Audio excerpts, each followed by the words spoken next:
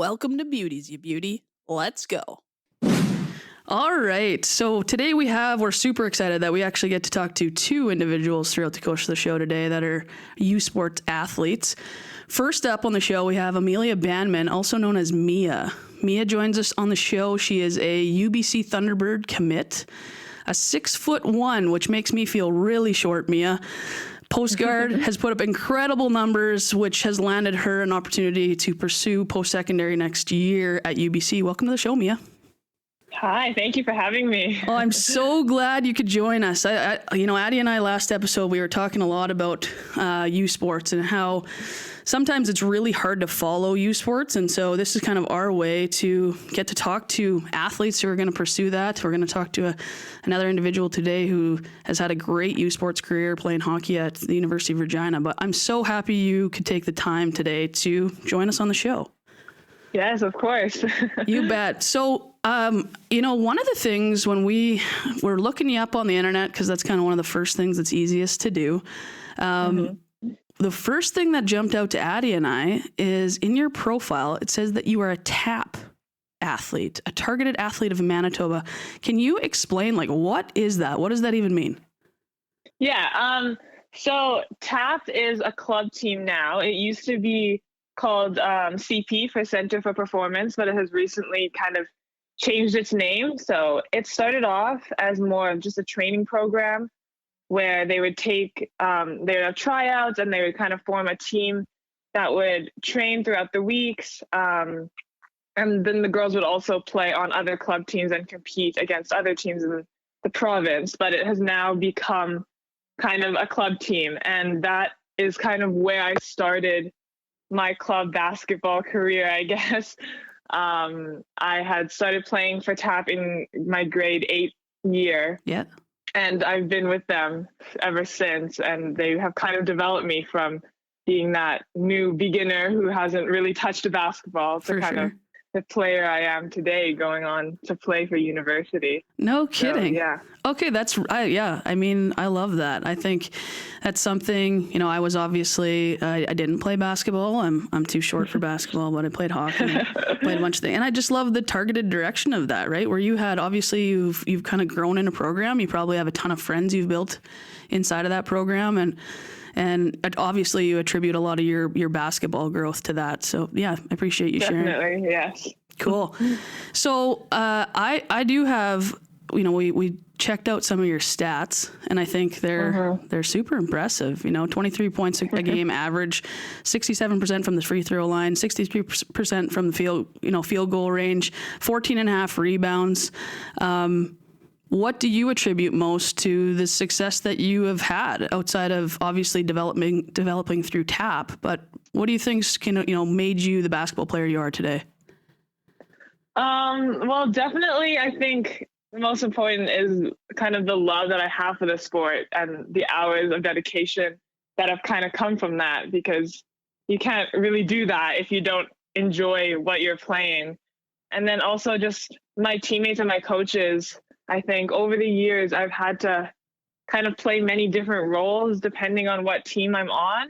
For sure. And I have gotten kind of tips on how to do the little things and how to contribute to my team in whichever way I need. And I think I've just taken those over the years and brought them all together to kind of lead me to the success that I've had. I love that. And I think it's one thing you notice, and you'll notice as you continue to grow up through sports. And I think about all the things that I've learned through sports that you don't even know you're learning through sports. You just get to learn them because you have a passion for the game. And then someday you'll sit in a chair and have a job and look back just like I do now and think oh man, I think sports is such a blessing. And I think, you're clearly super grounded and have a great approach to what's made you who you are. So yeah, it's definitely changed who I am, both on and off of the court. Yeah. Totally. And just a different level of confidence too, right? When you believe in yourself. 100%. Yeah. Okay. So I'm going to jump away from sports for a second, because I've also heard through the grapevine that you actually also have a modeling career happening. So how do you juggle that with being an elite athlete? Yeah. It's definitely hard sometimes. like school has always been my first priority. So having school and basketball and athletic training and modeling and having to make time for like family and friends, of course. Yep. It's definitely a struggle at times, and I've definitely had my ups and downs with it. But I think it's really helped me having that kind of pressure to learn how to kind of manage my time and how to have that routine. And I've learned over the years how to do that. So Absolutely. I think it's really helpful. I think, yeah, you know what? Having to juggle all of that as a high school athlete is going to set you up for an immense amount of success being a student athlete at a university level, because you've already mastered it. It's just now, evolving it to a new place with new people and new challenges. So that's great. I do want to touch on, your commitment to UBC. What was that recruiting process like for you? Was that a standout did you get to go on a visit? I know COVID probably threw some wrenches, but how was that recruiting process for you? Yeah. So I'd reached out to UBC, kind of last year in my grade 11 year. Mm-hmm. And when it was actually the previous coaching staff. So okay. There was just a switch in coaching staff. Yeah. So I had talked to the previous staff, and then once that switch happened, I kind of transferred to Coach Erin, who's there now. Right. And I was able to kind of get on the phone with her, learn what she wanted, and she could learn what I was looking for.